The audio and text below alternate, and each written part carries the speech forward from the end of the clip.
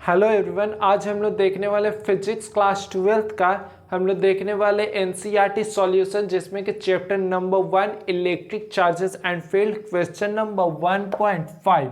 तो आज हम लोग देखने वाले इस क्वेश्चन को किस तरीके से समझ सकते हैं।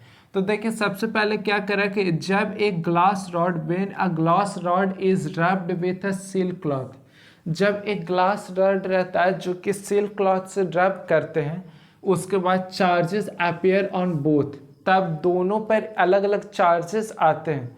उसके बाद a similar phenomenon is observe with many other pairs, और उसी तरीके से अलग अलग बॉडी को जब रब करते हैं तब भी आपको उसी तरीके का फिनोमेनन देखने को मिलता है। तब बताइए, एक्सप्लेन कीजिए कि इस ऑब्जर्वेशन से कि consistent with the law of conservation of charge, तब ये कंजर्वेशन ऑफ चार्ज को फॉलो करता है या नहीं। तो सबसे पहले हम लोग इस चीज़ को देखेंगे, फिगर ड्रॉ करके समझते हैं कि एक मान करके चलिए कि ग्लास रॉड है,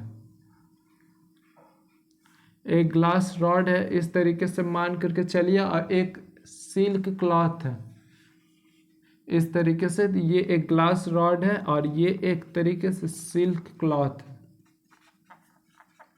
अब ये दोनों को हम लोग मान करके चलिए कि दोनों को हम रब करने लग गए, मतलब दोनों को पास ला करके और रब करने लग गए इस तरीके से, और ये टच कर दिए हम लोग सिल्क क्लॉथ को, और ये दोनों को हम लोग रब करने लग गए। उसके बाद जब हम लोग इस चीज़ को अलग अलग कर दिए, जब हम लोग इस चीज़ को अलग अलग कर दिए तो दोनों पे एक चार्ज आया, क्रिएट किया।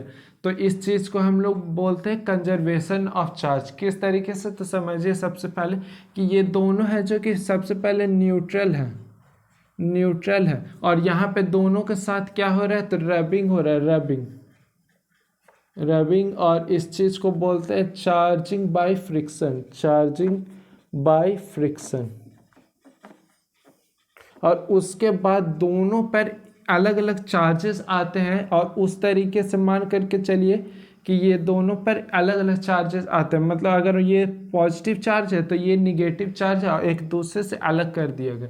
तब उसके बाद हम लोग क्या चीज़ समझ सकते हैं इस चीज़ से कि जब भी हम लोग किसी भी तरीके का दो ऑब्जेक्ट एक दूसरे के पास ला करके रब करते हैं, तब वहाँ पे एक चार्जेस पॉजिटिव हो जाता है और दूसरा चार्जेस निगेटिव हो जाता है। लेकिन जब वो दोनों को हम लोग फिर से पास लाएंगे तो दोनों एक दूसरे के चार्जेस को कैंसिल कर देता है, और उस चीज़ को बोलते हैं कंजर्वेशन ऑफ चार्ज। तब देखिए यहाँ पे हम लोग इस चीज़ को कैसे शो कर सकते हैं कि एक्सप्लेन कीजिए कि how this is the conservation of charge. तो देखिए, सबसे पहले चीज़ कि जब ये दोनों चार्जेस एक दूसरे के पास आए तो दोनों क्रिएट किया, when two bodies wrapped with each other, wrapped with each other, they created equal, देखिए दोनों क्रिएट करेगा equal and opposite charges, and opposite charges is known as charging by friction, is known as charging by friction। इसी चीज़ को हम लोग बोलते हैं charging by friction. इस चीज़ को हम लोग क्या बोलते हैं कि ये फ्रिक्शन के थ्रू चार्ज हुआ है। ये पहला चीज़ हो गया कि equal and opposite charges create करता है। और उसके बाद when they come close to each other, यहाँ पर ध्यान से, when they come close to each other they annihilate, annihilate या फिर नलिफाई, इस चीज़ को बोल सकते हैं नलिफाई, और इजी बोलना है तो कैंसिल भी बोल सकते हैं, cancel each other charges and became neutral.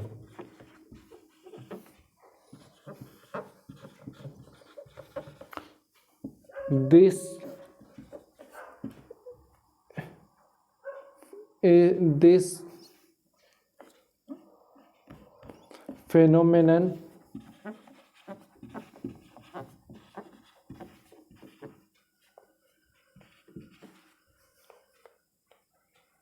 follow law of conservation of charge. Law of conservation of charge.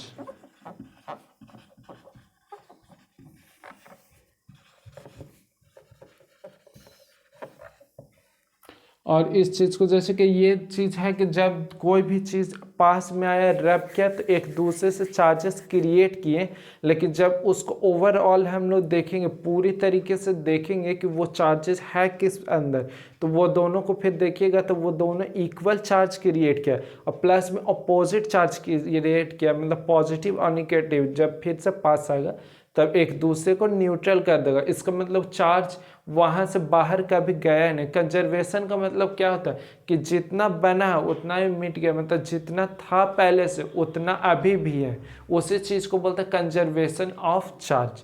मतलब वहाँ से एक भी चार्जेस बाहर नहीं गया, उसी को बोलते हैं कंजर्वेशन ऑफ चार्ज। और यहाँ पे हम लोग को जैसे कि कह रहा है कि ये अदर पेयर के साथ करता है, तो यहाँ पे हम लोग बोल सकते हैं yes this law also apply with other pairs of body, other pairs of bodies। इस चीज को हम लोग देख लिए। तो आज हम लोग देख लिए क्वेश्चन नंबर 1.5, उसके बाद हम लोग देखेंगे क्वेश्चन नंबर 1.6। आज के लिए इतना ही, मिलते हैं नेक्स्ट वीडियो में। Thank you.